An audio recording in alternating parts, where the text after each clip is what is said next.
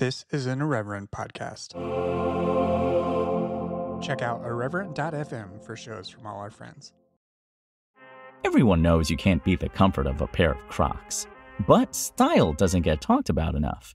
The edgy look and feel of the Echo Clog will bring your streetwear game to the next level. Plus, there are tons of new and exciting colors that'll match the look you're going for. It's time to bring the heat and build your look with Crocs Echo Clog. Shop the Echo Clog collection on crocs.com.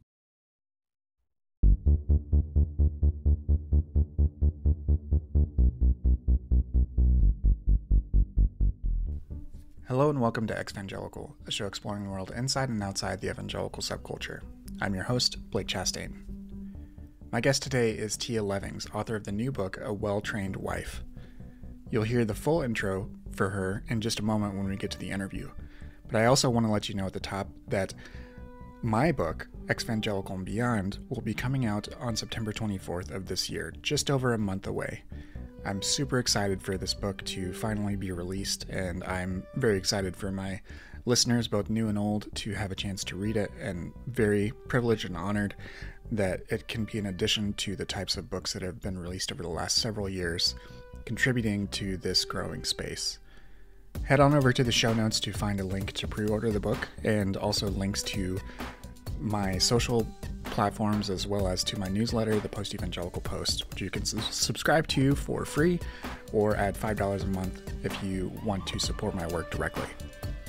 All right, let's get into this interview with Tia Levings.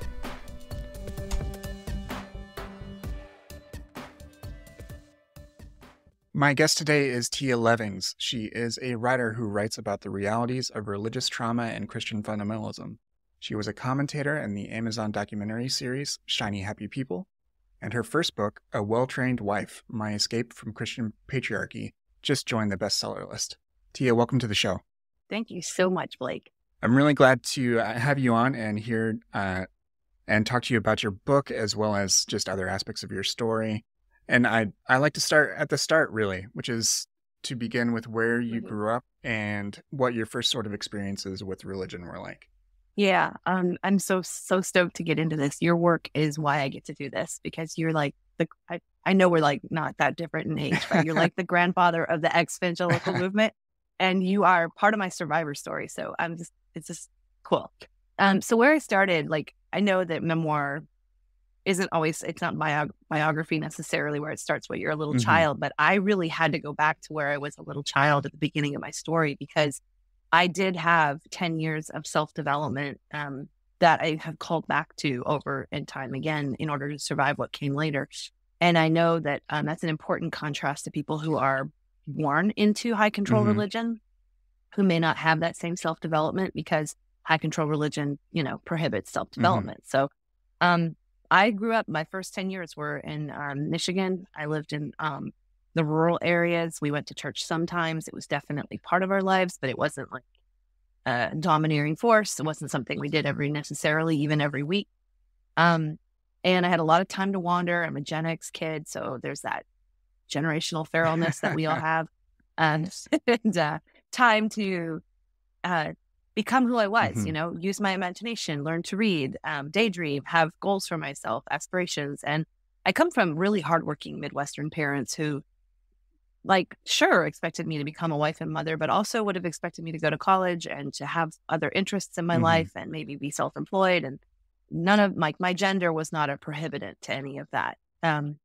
Until we moved to Jacksonville, Florida in 1984 when I was 10. And that really does signify the beginning of the book. It's not where the book opens in the prologue, but it's the beginning of the story, because everything about my life changed when we joined the Southern Baptist megachurch, First Baptist in Jacksonville. Our pastor was president of the Southern Baptist Convention. It was one of the largest churches in the country at the time where, as we talk about so often in exvangelical landscape, the evangelical world was becoming more political and fundamentalist as we grew up. So that's really where I enter.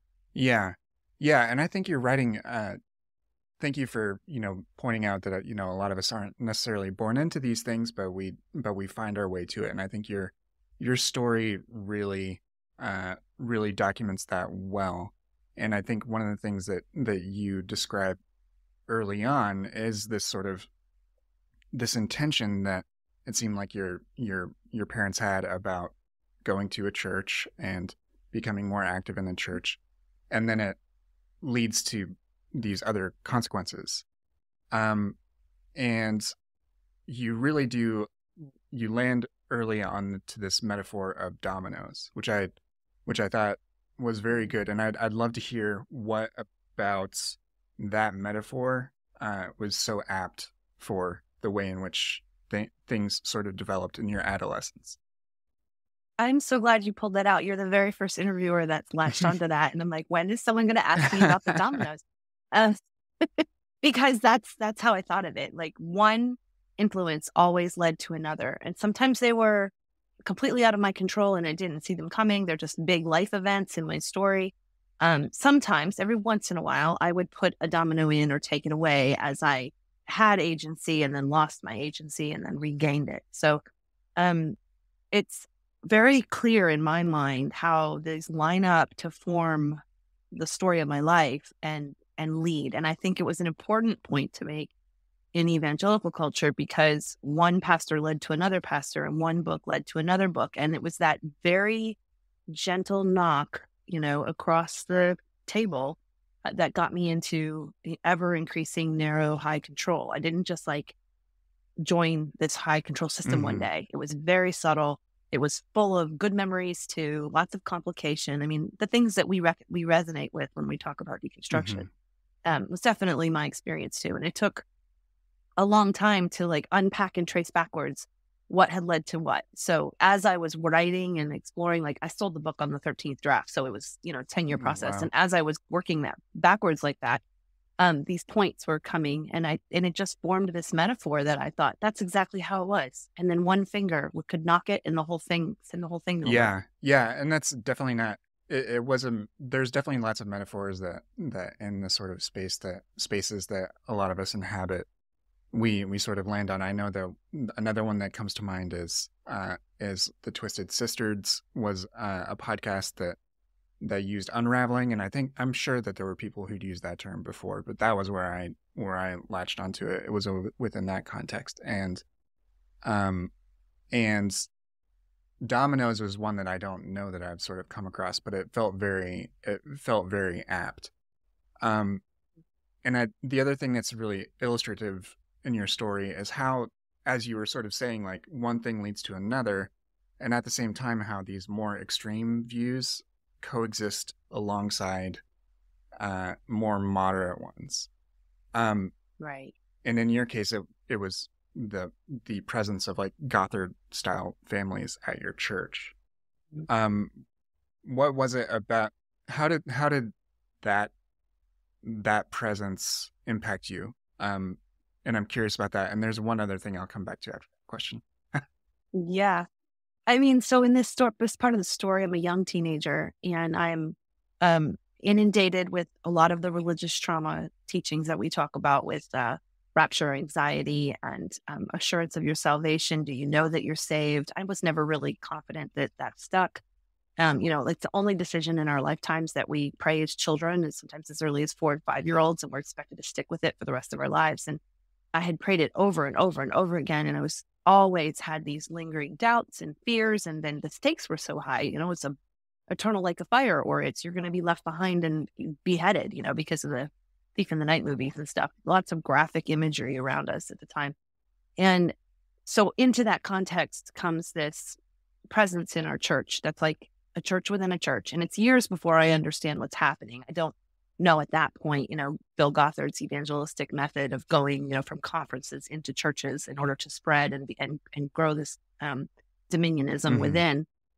But that's what was happening. And so these large families started cropping up, and they looked like prairie moms. They had, 8 to 10 children all of a sudden. Everybody else had 2 or 3, and so I was just very observant. They got so much respect in our church. They became Sunday school teachers and very devout leaders, and so much reverence. People were giving them cars and helping them pay for their houses, and because they were God's blessing all these children. We don't really want that many children, but we want you to have all those children, so let us help you pay for them.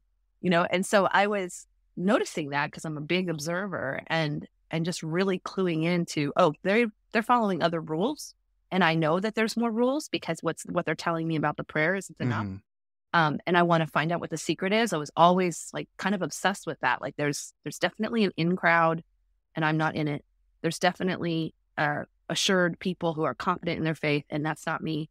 And so I was always trying to suss that out. And these people seem to really have the answer. It was still be years before I needed to call on that answer. But I think I was 12 the first time I noticed them. And one of the other parts of this earlier part of the book is that that you seem to start to associate certain things like around behaving, and then if you behaved a certain way, you could get some sort of semblance of control or maybe get a favorable outcome. And that is why you gravitated towards rules, and like trying to seek out these secret type of rules in order to get that control that you desired, because you were so anxious about that salvation and all these other things. And I'm also smiling big because I'm remembering how earnest little me was and how much she wanted to be loved. Mm-hmm. And I'm a lot. I've always had a high capacity. I was an early reader. I was a precocious child. I was a wanderer. And so there was always a lot of difficulty expressed in managing me. And I always wanted to be easier to manage because I wanted to be loved. I wanted that acceptance. And so people pleasing is part of my fabric from a very young age.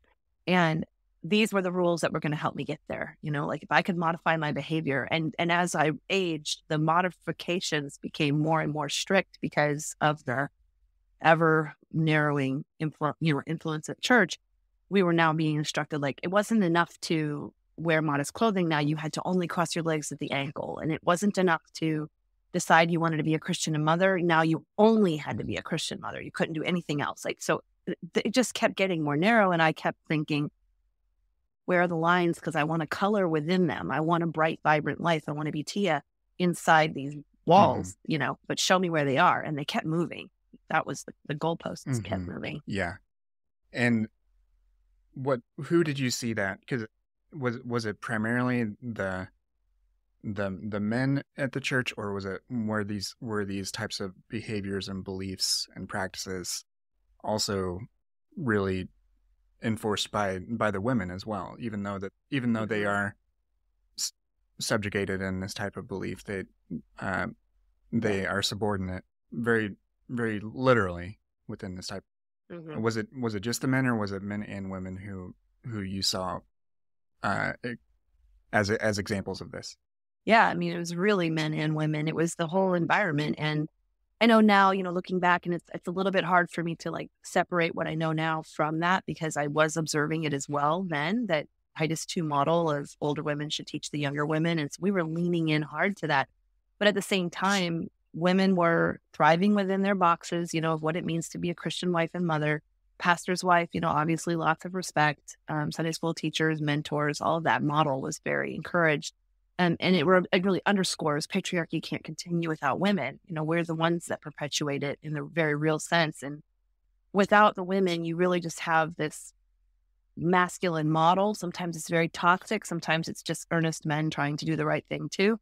But they can't get any of it done without the women. So, I was definitely paying attention to that and leaning into it because it was the accepted, safe way to do it.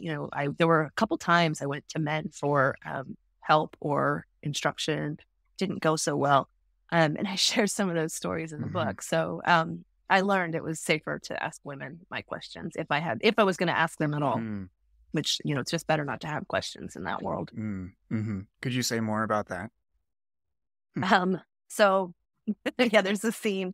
My camp counselor, who was our youth pastor at the time, he has no sexual boundaries at all in his sermons, and they were R-rated sermons. So I had absolutely no business as a child hearing some of the terminology that he used.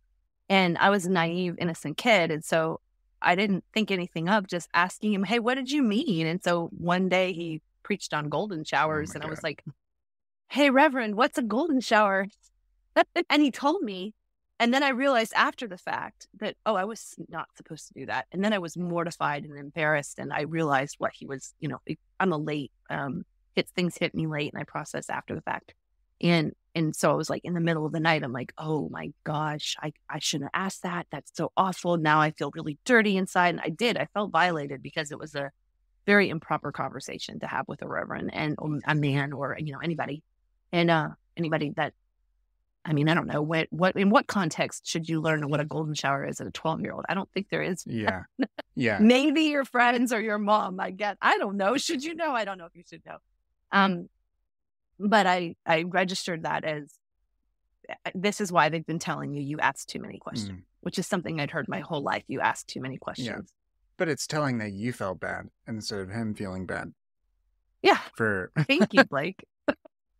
Right. I mean, I'm Yes. sure there are listeners who are, once they hear this conversation, will feel the same. It is telling that Yeah. that is, you were the one who felt bad about your behavior in that situation, and it definitely demonstrates the sort of upside down nature that Yes. Well, and you just nailed the internalization that was happening. You just put it right there. But it's so, but as someone who I didn't grow up in the same environment, but because of these sort of cultural norms of evangelicalism at a larger scale, I could understand why you felt that way, because we internalize so much. And but at the same time, it's also why these types of environments can cultivate abusive environments as well. And your story is also a survivor's story. So I do want to just mark for people, if they're listening, that we may talk about some things that may be triggering. So just be aware of that. That's part of the story, but it's also, I want to honor your story and make and let you use your words to describe it. But I do want to mark that just in the audio here for the listener. As you get older, what were the pressures that you were under? Or let me rephrase that. I'm sorry. As you get older and you approach adolescence, how was dating and courtship and all of that? What was your experience of that? Yeah, dating didn't exist. Dating did exist around me, but again, we were changing our behavior as a culture a little bit. So while it was accepted that teenagers would date, that was starting to become chaperoned with third wheels. And I made a convenient third wheel for several couples because I didn't have dates of my own, which I, again, internalized that something must be wrong with me. I must be too much or not attractive enough or something, something must be wrong with me. To hear people reflect those years back to me, they're just were intimidated. I think that's what they say the most, is that I seemed to not need anybody. And I don't know why I project that. I guess I thought I was being too needy. I always thought that I was being too needy. And dating was elusive. It was romanticized. It was not anything what the world looks at, like where a boy asks a girl out and they go out to maybe dinner or something. Dating in our church just looked like you're going to go to church functions together and you're going to sit next to each other and you might hold hands, and that's dating. So it's, again, not really an opportunity to get to know each other very well beyond what you're already mutually sharing in. I think we're really seeing the fruit of this now when we see those marriages collapse because they had nothing in common except what they were doing. And so that when that goes away, the relationship is shallow in the best case scenario, because in the worst case scenario, you're marrying people you don't really know at all. And that's where you really get into trouble. In my case, my friends were starting to introduce the idea of courtship. I was just a little bit ahead of that. And my parents were not courtship parents anyway. They would have laughed at that. My dad especially, because he wants me to pick my own life. And so I already had that voice of my dad in my head, you're strong, you're smart, you know what you want. He would always say that to me, but it was not, that attitude was what got me in trouble at church. So I would compartmentalize pretty extremely. And I go into that a lot in the book of how I was learning to keep certain selves of myself versions separate in whatever environment I was in. Yeah. And I guess that does raise just a follow-up question there, as far as the degree that you were already compartmentalizing as an adolescent. Like, do you feel in retrospect that your parents were aware of how seriously you were taking that religion? Like, and how, Yeah. just to the degree that you were being exposed to these very conservative interpretations of Christianity, even of fundamentalism. Mhm. No, they were not fully aware, and where they were aware, they would have thought it was a good thing. Mm-hmm. Because again, they had no evidence of the contrary. There was the evidence that it's not working is shuttled away so quickly, swept under the rug, out of sight. Stories were like there would be rumors of, like, for example, there was someone who in leadership who got married and was secretly gay, and 3 years later had to have their marriage annulled because they'd been unable to consummate it, and so everyone was fired and shuttled away. Like, it was no worries. If we had a pregnant teenager, they were forced to get married, moved on to the married class. So there was never a reckoning with, well, how is this working for us? Like, are teenagers actually thriving and becoming, strong citizens for Jesus, or are they actually a mess? And if they wanted to see how much of a mess they were, the evidence is there. It's available, but that was kept away. And so my parents, I think, did what all the fundamentalists do. We all buy into the promise of the shiny image, and we follow the formulas, and we trust everything around us. And there's no counter evidence to suggest, hey, we should be kind of alarmed. Later in my story, when it starts to take a physical toll on me, my parents did get worried, but I don't think they did the math of the church part. And that's some on me, because I was also not being honest with them or myself.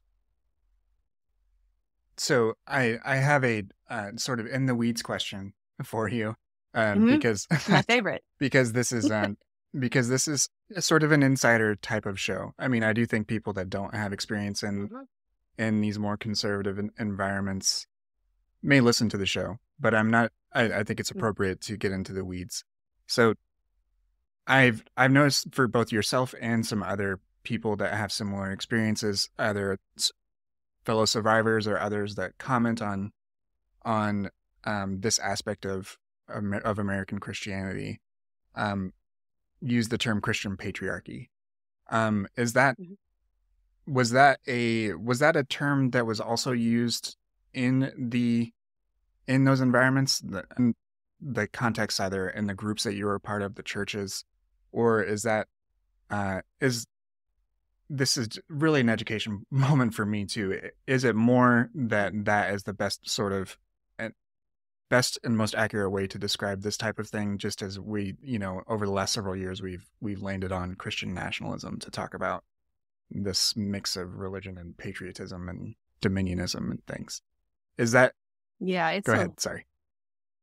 It's a little bit of both. It's kind of like how fundy baby voice is something outsiders describe, and that's not what we called our vocal modification. We just talk like children. We called it lots of other things inside, like childlike or keeping sweet or being gentle or being feminine or being soft. We called it those kinds of things, and then outsiders have named it. Christian patriarchy, especially like in my subtitle, that was like somewhat a marketing decision, because it's what the outsiders understand, and it's what we can call this. In interviews, I often broaden that and call it the evangelical patriarchy.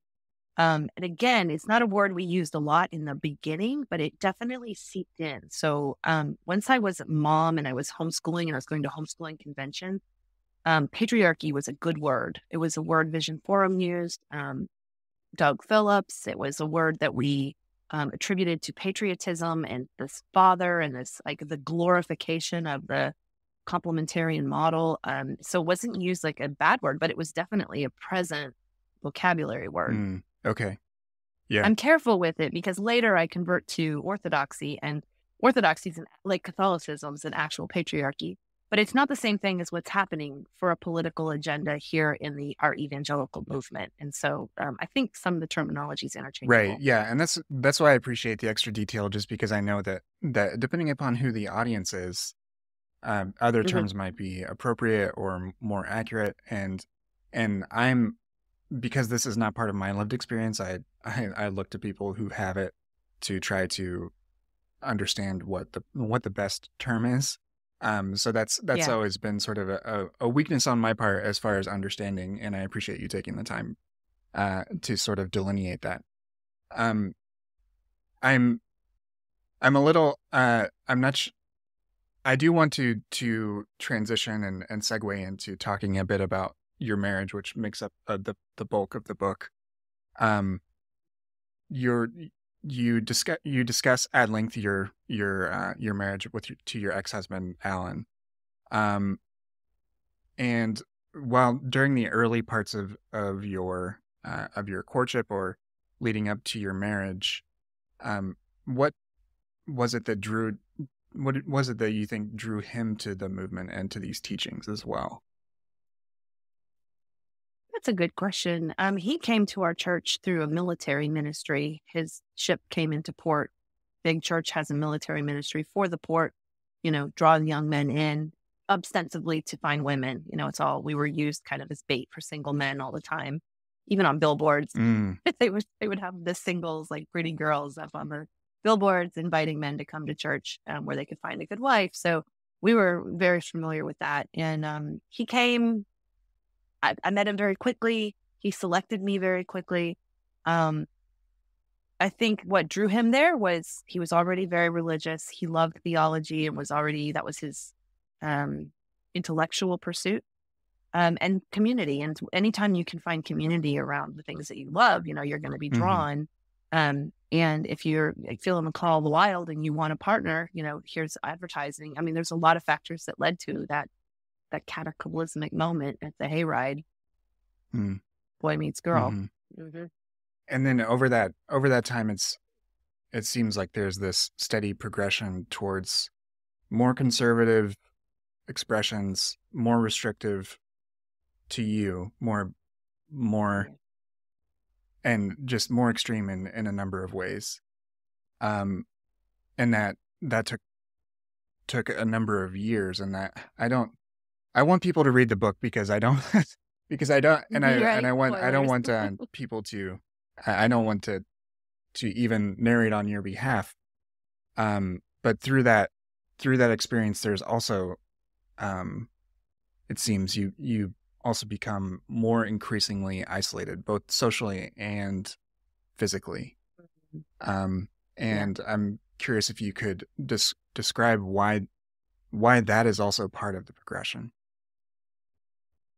It's so subtle and it happened so gently. I didn't realize it was happening. And I think even until a few years ago, if you'd use the word isolation with me, like people would reflect that back to me. You were so alone. You were so alone. And I'd be like, what do you mean? I was in plain sight. I didn't, it's not like we moved away to some, mountain house, like out in the Rockies where, you don't see anybody for 100 miles. I was right in the middle of everything. But at the same time, that's not true. I was hidden in plain sight. So when you marry young and you take yourself out of your social group, immediate isolation. When you're with somebody who takes away your car and it's just convenient to have one car, it wasn't always painted like he's being bossy. It was like, oh, the way our finances are, it's no longer makes sense for me to have my own car. So now I can't go anywhere. Then outside of walking distance, so I got really good at walking. Hmm. Then my friends moved on with their lives. Then I'm 10 years younger than all the older mothers that by the time I'm having babies, anybody I might call a friend is in a different generational group than I'm in. And so before the internet, so we were not allowed to be on the phone all day, that you can't do that when you've got a household to run. So, it just kind of wake up one day and you're like, I don't have anybody to talk to. I don't have anybody to call. And my life is so different. I don't even know where I would start explaining it. Hmm. As a result of just trying to connect, you do eventually find some outlets through the internet, through blogs and forums, and to me that's always a point of interest as far as trying to understand. First, like a lot of what evangelicalism does is it does provide you with a lot of media, a lot of things to consume, but then ever since the advent of the internet, there's sort of off ramps that Yeah. have come up as well. And you were part of the first sort of iteration of the social web, which is forums and blogs and blog rolls and things like that. Yeah. And what I'd love to hear how that impacted you being able to get a glimpse of a different type of world or a different type of potential life. Yeah. So it is again where like my early childhood of that wanderer spirit that I have was really coming back online. So I was, this was after a great tragedy in my life when my daughter died, and I changed so dramatically in my head, but my externals actually became more under control. So I was trying to find my way again. I want my children to have a happy childhood, and I want to live. And there were many times when I wasn't sure I was going to live, either because I was being physically harmed or because I was becoming so depressed. And so I was always looking like, okay, where are the allowed relief valves? And homeschooling became that, because Sunlight curriculum is built for missions, world missions, and it uses real books. And I was at this point, I was going back to the library, which I had not been allowed to do for a long time in the Gothard years. So I was going back to the library, and I wanted to homeschool my kids with real books. And so I was looking for like minds. It's one of our keywords, like like-minded women, which would be Christian women homeschooling their children with real books. So that was my lane. Mm-hmm. And I found Sunlight, and Sunlight had a forum, and I'm thankful. I'm so thankful that Sunlight had a forum, because I immediately started conversing. And it was at first over stain remedies and recipes and things that we could do, to organize our homes. And then I met women who wanted to talk about more than that. And they were like, well, what are you reading? And I was like, what do you mean? What am I reading? Like, the idea that I could have my own rich intellectual life was dormant. I mean, it had been there before, but it was dormant during those years. And I just kind of came alive, getting to know other women. We were all from different Christian backgrounds. Like some had been converts, but we were all Christian women, but we were different kinds of Christians. And we thought we were in different kind of homes. The joke is that we were all kind of in the same home, but we didn't know it then. And we just kind of grew this community. I mean, later it became a network that helped me get out. So and they're still lifelong friends today. So, it was really, to call it an escape portal is an understatement. And I think I've fumbled some segues and things like that. And I think part of it is no worries. I think part of that is because in your marriage to Alan, you endure a lot of abuse and trauma that you describe very very matter-of-factly in the book. But those terms, abuse and trauma, they don't really enter, you don't really use them within the book until the sort of final third, when you are in recovery, and then you actually learn them, and then put those things into practice. And that, what was that a deliberate choice to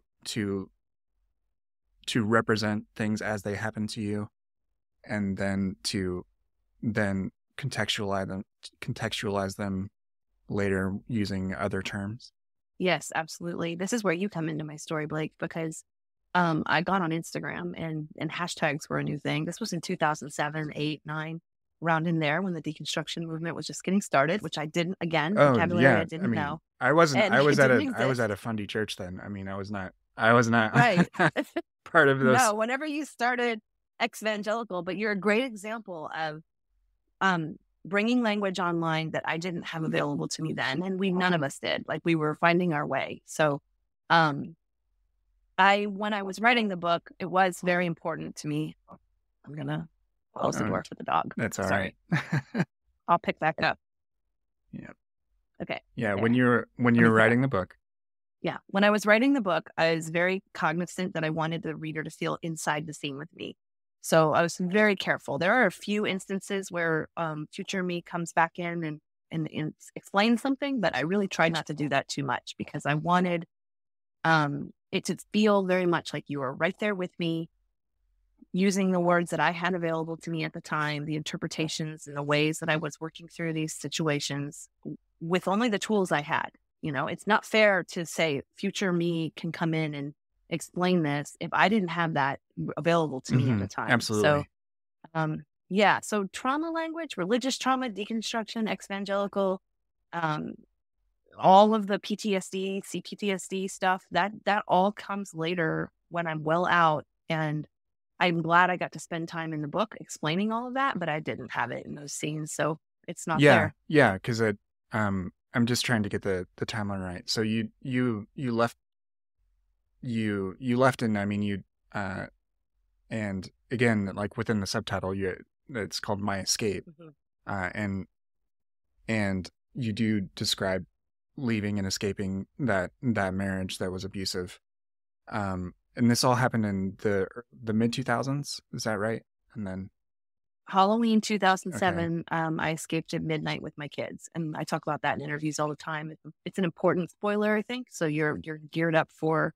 It was a very visceral, literal escape that I would not be here if I had not made that step. So, it's also in Shiny Happy People. So if people have seen that, then they'll be familiar with some of that. Yeah, and I mean, a lot of there were absolutely predecessors who were talking about things and trying to explore stuff. There was Rachel Held Evans and Sarah Bessey and a lot of those early, primarily women who were using blogging, and then five or so years later, then there's folks like the liturgists, and then a couple of years after that, my podcast and a whole bunch of others. And now it's just so many. It's hard to keep track of. But right now we're on Threads, and people ask, well, "Who are your favorite exvangelical accounts?" And you and I are like, "Hi." Yeah, which is totally. I mean, that's totally fine. It's the resources need to be out there, and there needs to be more than just one thing, because otherwise we're just rebuilding the same thing we're trying to criticize. Yep. No gurus. Yeah. I am curious again, like once you a key part of what leads to your escape is like you being able to have an outlet that sort of broadens your world a little bit. And then there does seem to be this moment where it might have gone a different way, but you did have to escape, and you did have to choose your safety and the safety of your children. Could you talk again? I know you mentioned that there were some people that were instrumental in being there for you when you needed it. What was that part of those first immediate years after? Like, who were you able to turn to? Oh, it was in so much shock. But I did. I had a priest who helped me get out of the state, which was a big deal because things I didn't know to think of in my shock was like, if I leave the state with my children, I could be accused of kidnapping. So he arranged permission, to make sure that couldn't happen. I got to my parents' house. My parents had no idea that the amount of violence we were in. They didn't know, like, I would think 95% of it. They saw a few weird cracks here and there, but they just, again, thought it was our conservative life. So many people. Do you remember Hillary Clinton's book, It Takes a Village? Mm-hmm. Do you remember how much the church hated it? They just hated it. Well, this is one of the flips, the diamond reclamations in my life, is that a village really did rise up to help me put myself back together, be safe, teach my children how to use school, do school, just go to school and learn how to do it. We use every educational model in the end. So I did homeschool again later when they were older for brief, depending on whose needs. But they had teachers, they had magnet programs, they had we had another church program. They had a stepfather who provided. Just a village really did rise up, and so I laugh about that book because I'm like, that's the very thing that they didn't want me to have access to, and it's the very thing that saved my life. And part of that is that there's not necessarily it doesn't seem like there's a tidy yes, no, black, white sort of thing. But at different periods, church has remained part of church, or some sort of orientation towards religion has remained part of your life in some way. And I don't know what it is now, but that's something Yeah. I'm curious of, as someone for whom religious ideas have been both harmful and at other times may have been a comfort. So I don't. I'm not trying to guide you towards any particular answer. This is Right. this is where it becomes a very open-ended thing. So I'm just curious, as far as how you relate to that aspect of your life now. Yeah, that's a great question. I get it a lot. Not always with so much tenderness. So thank you. I Congregational worship changed for me when Trump became president. And I saw my very bipartisan, parish-minded church turn. And I write about this in the book, that became untenable to me, because of the parallels with abuse and the culture of it. I couldn't do it. Today, I always answer the question that I'm spiritually private, because spiritual identity, the idea that we can develop a faith and decide for ourselves what we might like, that was denied me as a young child. And I really feel like spirituality is fluid. It needs room to breathe. And because I'm a recovering people pleaser, I'm always trying to suss out, well, what does this person want to hear? That they're going to like me. The Christians all want to hear that I'm still a Christian, and the non-Christians want to hear that I'll never be a Christian again. Yeah. Those are binaries I want to stay away from. I've devoted my life to being anti-fundamentalist in all things. Fundamentalist thinking can seep into everything. It doesn't have to be religious. So I really try to hone my overall character, curiosity, acceptance, diversity, inclusion. And I just really hope that people can suss out my character for themselves and give me the respect of a boundary to say, my personal belief is going to stay personal. I actually really like that turn of phrase. Spiritually private. I use it a lot. People are like, can I steal it? I'm like, absolutely. Spiritually steal it. private. We could all use a little more privacy. Yeah, that's a good one. Because I mean, even terms like exvangelical or anti-fundamentalist, a lot of people have trouble with those being inherently negative terms or something like that. And it's like, well, it doesn't. I can get into the weeds with you about why it's valuable and the limits of it. But right, we outgrow them. Yeah, but that, to your point, it's fluid. So so it's okay to need a term for a little bit and then to discard it. Like that just wasn't modeled in the types of religious communities we were in. But exactly. I really like that. No boxes. I really like that. I like spiritually private. I'm gonna have to enlist that when I get that little pang of anxiety about. Well, and so it always comes with the explanation. Yeah. People are like, because you know exactly, it's that anxiety, like they're going to ask me, how am I going to answer it? And so I say it, and then they always sit back, and then I explain why, and then they're like, oh, I get that too, because we all deserve that autonomy, and we've had it denied us. Everyone has. So the gift we give each other. Yeah. A little space. Yeah, absolutely.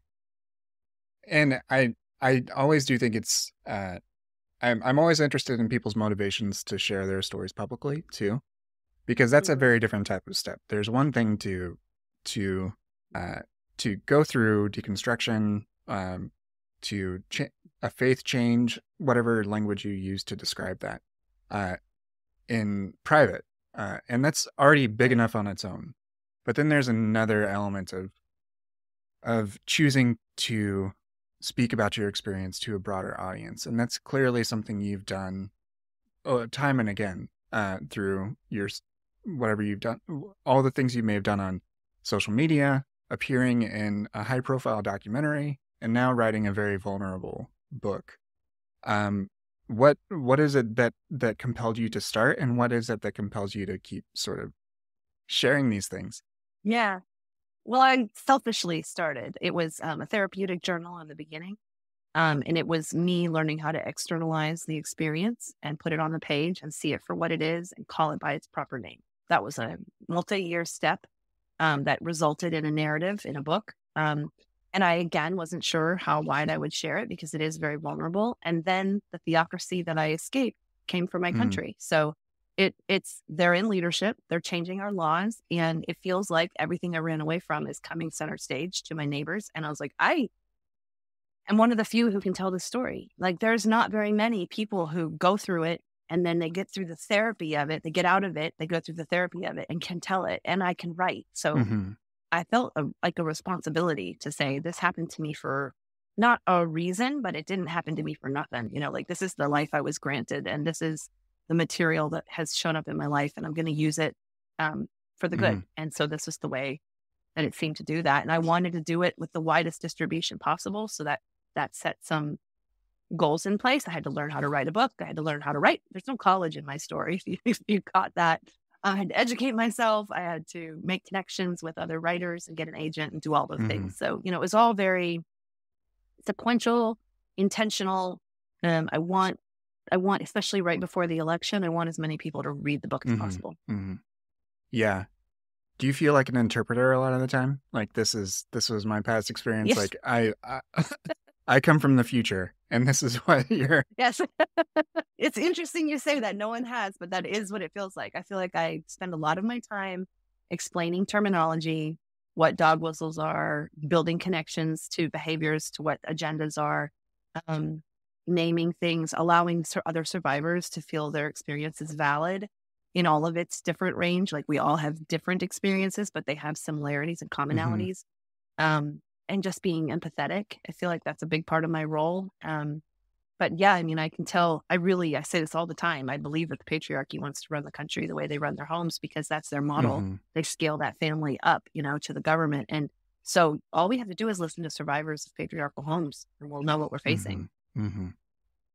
And you can feel free to decline this question, but if you feel, if someone is able to pick up your book and then they see themselves in the story, and whether they see themselves as a survivor presently or not, what is it that you, in this moment now, having written the book, having been doing this work for a long time, what is it you hope they see, and what would you sort of say to them as maybe if this leads to some sort of epiphany or realization about what's going on in their lives?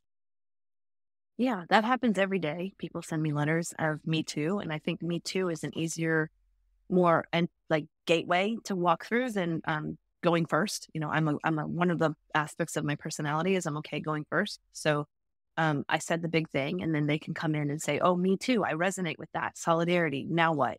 And I hope what they see with Now What is that even though my story is really hard and it's harrowing at times, holding a successfully published bestseller hardcover is victory.